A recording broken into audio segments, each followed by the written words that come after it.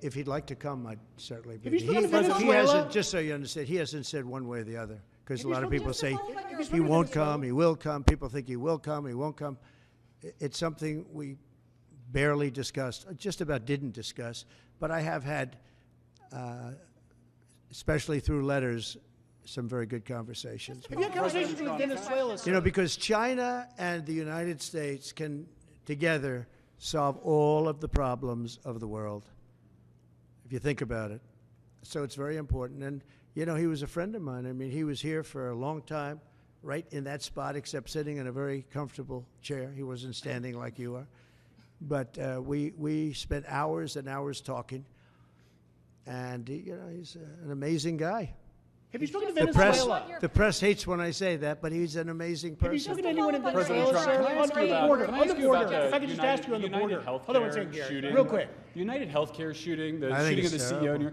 Can you give us your thoughts about that? And what do you make of Well, the I reaction think it's around the terrible. suspected shooter? Does that tell you Yeah, anything about how yeah. people I think about it's a healthcare? terrible thing. I think it's really terrible that some people seem to admire him, like him.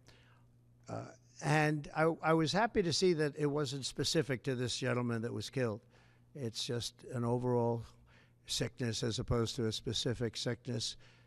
That was a terrible thing. It was cold-blooded, just a cold-blooded, horrible killing. And how people can like this guy is, that's a sickness, actually. That's really very bad, especially the way it was done. It was so bad, right in the back. And very bad, very thing like that. You can't believe that some people, and maybe it's fake news. I don't know. It's hard to believe that that can even be thought of. But it seems that there's a certain appetite for him. I don't get it. Yeah, please. Could you just comment on? I want to expand on the defamation lawsuits. Could you see moving that to other people with individual platforms, social media influencers, people that Or talk- newspapers, yeah. Yeah. Yeah. Oh, I do. I think you have to do it because they're very dishonest. We need a great media. We need a fair media. We need, it's very important. And we need borders. We need walls, but we need borders, and we need fair elections. You look at California, millions and millions of ballots were sent out. They're still counting the vote in California with the machines. They're counting the vote. If you had paper ballots, the votes would have been counted 4 weeks ago, 3 weeks ago. Now, you need fair elections, you need borders, and you need a fair press. And the press is, no, I see others. I have a few others that I'm doing. I'm going to, as an example, I'm doing this not because I want to. I'm doing this because I feel I have an obligation to. I'm going to be bringing one against the people in Iowa, their newspaper, which had a very, very good pollster who got me right all the time. And then just before the election, she said I was going to lose by 3 or 4 points, and it became the biggest story all over the world because I was going to win Iowa by 20 points. The farmers loved me, and I loved the farmers. And it was interesting the way she did it. She brought it down 2 weeks before. She said I was going to only win by 4. That was a big story. But that was good because she brought it down from like 22 points to 4 or whatever the number was, way up. Way up, easy win. We never even thought to go there. I respect them, I love them, and they understand there's no reason to go there because she brought it from way up, walk away, which it was, and it turned out to be in the election too, by the way. It was a win by many, many points. And then she brought it down very smartly to 4 a couple of weeks before, and everyone said, wow, that's amazing. He's only up by 4 points. Then she brought it down to where it was down by 3 or 4, whatever the number she used. And that was the Des Moines Register, and it was their parent. And in my opinion, it was fraud, and it was election interference. You know, she's gotten me right always. She's a very good pollster. She knows what she was doing. And she then quit before. And we'll probably be filing a major lawsuit against them today or tomorrow. We're filing one on 60 Minutes, you know about that, where they took Kamala's answer, which was a crazy answer, a horrible answer, and they took the whole answer out and they replaced it with something else she said later on in the interview, which wasn't a great answer, but it wasn't like the first one. The first was grossly incompetent. It was weird. And that was fraud and election interference by their news magazine, a big part of CBS News. So as you know, we're involved in that one. We're involved in one which has been going on for a while and very successfully against Bob Woodward, where he didn't quote me properly from the tapes. And then on top of everything else, he sold the tapes, which he wasn't allowed to do. He could only use them for reporting purposes, not for sale purposes. And he admits that.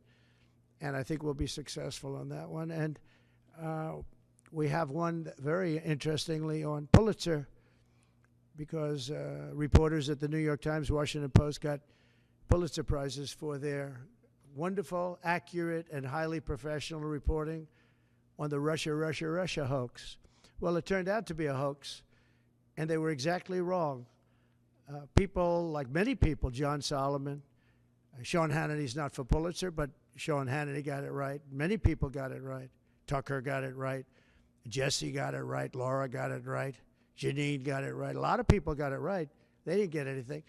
They gave it to reporters that got it absolutely wrong. And now everybody admits it was a hoax. And I want them to take back the Pulitzer Prizes and pay big damages. And I think we're doing very well on that one. They have no excuse for it. They gave a Pulitzer Prize to writers that got Russia wrong. And so I think we're doing well. And I feel I have to do this. I shouldn't really be the one to do it. It should have been Justice Department or somebody else, but I have to do it. It costs a lot of money to do it, but we have to straighten out the press. Our press is very corrupt, almost as corrupt as our elections. Are you worried about Venezuela? Sir, have you had any discussions with Venezuela? For January 6th defendants, you had said in the first few minutes of your administration you want to issue pardons for January 6th defendants. Does that include, will that be a blanket pardon? Does that include Well, you'll find everyone? out, but it's going to go quickly. And just to follow up on your Have you had previous any answer, discussion, sir, with in terms of your mass deportation plans, have you had any preliminary discussions with countries like Venezuela, from where the Tren de Aragua gang is now popping up? They'll across the take them country? back. They're going to take them back. They're all taking them back, yep. And if they don't, they'll be met very harshly economically. Okay, they'll all take them back. You know, Venezuela and other countries were not behaving very well with us during my administration, and within 24 hours they were behaving very well. They'll all take them back. And separately, can I ask a follow-up Jeff? on that? Nice to see you, Jeff. This is like the old days, right? You've actually look much better now than you did 4 years ago. What are you doing? What's he doing? All right, go ahead. Thank you, sir. The first day you just mentioned that you're in office, I imagine you've got some executive orders that you're Yeah, a going lot to of go through. Can you tell us what your We'll have a lot. priorities- Well, what are your priorities? I'll bet you could tell. You could say as well as I could. We will have many executive orders and other things that we'll be signing on the first day. Can you also, just going back to my initial question about the Middle East, you said that your conversation with Prime Minister Netanyahu was kind of a review. Did you repeat We that just had a threat? very good conversation. And, you know, the real conversations will start on the 20th. But we had a really good conversation, and I think we're going to be in a good place in the Middle East. I think the Middle East will be in a good place. I think actually more difficult is going to be the Russia-Ukraine situation. I see that as more difficult. When you say there will be I don't think they should have allowed missiles to be shot 200 miles into Russia. I think that was a bad thing. And that brought the Koreans in, you know, North Korea, another man I get along with very well. I'm the only one that does. But that did a lot of bad things. I don't think that should have been allowed. Not when there's a possibility, and certainly not just weeks before I take over. Why would they do that without asking me what I thought? I wouldn't have had them do that. I think that was a big mistake they made. Will you reverse that decision when you're in office to let those I might, yeah. missiles be I thought it was a very stupid thing to do. And when you Do say you have any that- reaction just to one Duke last one on Cross? this. When you say that there will be hell to pay if the hostages are not released before January 20th, what does that mean? Well, they're going to have to determine what that means. But it means it won't be pleasant. Mr. President, It's how not, was your meeting? it's not going to be pleasant, yeah? How was your meeting with Apple CEO Tim Cook, and did you talk about tariffs in that meeting? Meeting with who? Apple CEO Tim Cook. I did have dinner with Tim Cook. I had dinner with sort of almost all of them, and the rest are coming. And this is one of the big differences, I think, between, we were talking about it before, one of the big differences between the first term. In the first term, everybody was fighting me. In this term, everybody wants to be my friend. I don't know. my personality changed or something. But I had, as you know, I had Sundar from Google, but I also had Sergey. Nobody reported that. Sergey is the owner, the primary owner, along with his friend, as you know. And Sergey was here also. I can't believe you didn't pick that one up. Nobody picked that up. But I will tell you, no, it's a big difference. The big difference is that the first time everybody was fighting me on all fronts. And we had a great administration. We got the biggest tax cuts in history, rebuilt the military. Too much of it was given away to Afghanistan, stupidly given away, horribly given away. I think that's one of the reasons that Putin went in to Ukraine when he saw the stupidity of Milley and these guys. They're stupid people, very stupid people. If they didn't do such a bad, we were pulling out of Afghanistan, but I would have pulled out with dignity and strength.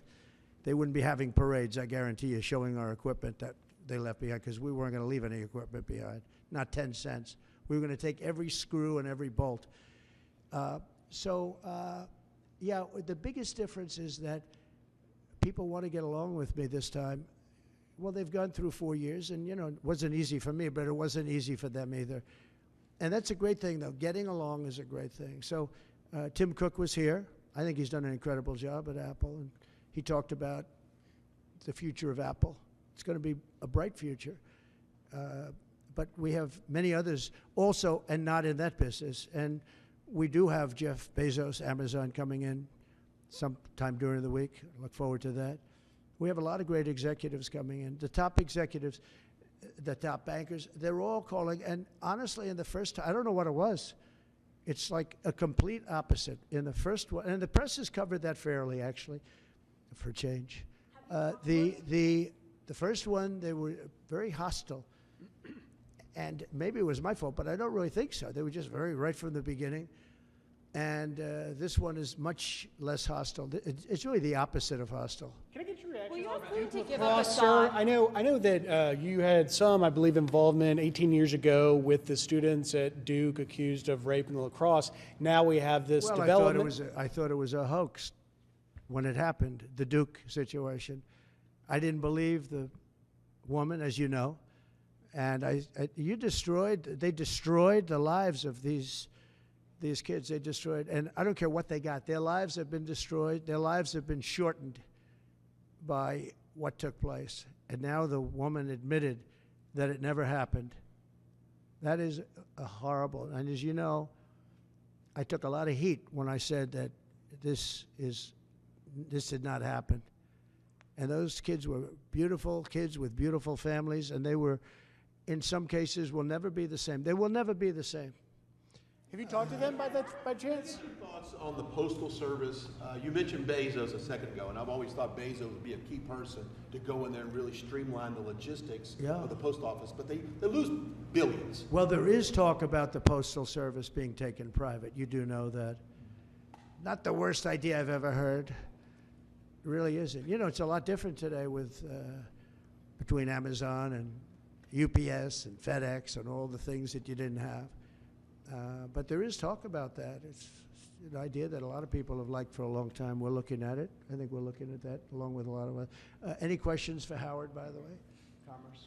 Sure, I'll ask one. Mr. Incoming Secretary, do you see another trade deal with China coming? I think the president. That's a tough one, right? Yeah.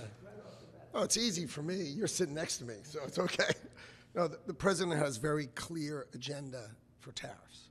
And I think reciprocity is something that is going to be a key topic for us. How you treat us is how you should expect to be treated. Would you like to weigh in, sir, on that? You said it so well, reciprocal. If they tax us, we tax them the same amount. They tax us, forgetting just for a second about the word tax, they tax us, we tax them. And they tax us, almost in all cases, they're taxing us, and we haven't been taxing them. Is that deal already underway? Is there a deal already underway with respect to that? Let's just say this, we're gonna make great deals, and we have all the cards. And until I came along, don't forget, and Howard was going over the numbers with me last night, we took in $600 billion and more in taxes and tariffs from China. No other president took in 10 cents, not 10 cents, not 10 cents. And no, well, we're going to be doing things. We're going to be treating people very fairly. But the word reciprocal is important because if somebody charges us, India, we don't have to talk about own. If India charges us 100%, do we charge them nothing for the same? You know, they send in a bicycle and we send them a bicycle. They charge us 100 and 200. India charges a lot. Brazil charges a lot. If they want to charge us, that's fine, but we're going to charge them the same thing. Okay? That's a big worried thing. about And you know terror. what? The senators, some of them aren't necessarily business people. When I give that to them, they say, that sounds fair to me. Are you concerned that tariffs might hurt the stock market rise that you have seen and the economy more broadly? Make our country rich. Tariffs will make our country rich. But won't they raise prices? Properly used. Will make, no, well, I didn't have any inflation and I had massive tariffs on a lot of things. We put tariffs on steel. If I didn't put tariffs on steel, 50% and more, they were dumping steel in, China and others. I put tariffs on and it stopped and we took a fortune. We made a fortune on it. Tariffs, properly used, which we will do, and being reciprocal with other nations, but it'll make our country rich. Our country right now loses to everybody. Almost nobody do we have a surplus with. There are a couple of countries and they're embarrassed by it, but almost nobody. And tariffs will make, I always said to me, tariffs, the most beautiful word in the dictionary. It'll make our country rich. You go back and look at the 1890s, 1880s, McKinley, and you take a look at tariffs, that was when we were at our proportionately the richest. Place Agree with the view from. Did you get to a good spot? Back on Ukraine, Mr. President. What should Zelensky, if anything, be prepared to give up to end this He war? should be prepared to make a deal. That's all. Got to be a deal. No, got to be a deal. Too many people being killed. That is a war that's hard. Too many people. Got to make a deal. And Putin has to make a deal too. What deal would Do you by think- the way, you yeah. Putin suggest? has to make a deal, and Putin would have never gone in if I was president. If I was president, we wouldn't have had inflation. Our oil prices would have been lower. I had a good relationship with Putin. He would, despite the Russia hoax, which made it more difficult. If we had that election, if it were an honorable election, we wouldn't have had any of the problems that we're talking about right now. Putin would have never gone in. Based on Will you based deal on to your give up understanding his of it, office? Do you still? You said Will that you you could make ask- that deal before you take office. Do you still think you could make that deal? I'm going to try. Will you ask Based on Putin your- to give up Assad? Well, I hadn't thought of it. I think we have to get on with our lives. We'll have to see what happens. But right now, Syria has a lot of, there's a lot of indefinites. Nobody knows what's going to happen with Syria. But I think Turkey is going to hold the key to Syria, actually. I don't think you've heard that from anybody else, but I've been pretty good at predicting. I want to thank you all, and we're going to make America great again. Thank you very much. Thank you very much, Howard. Thank you. And you can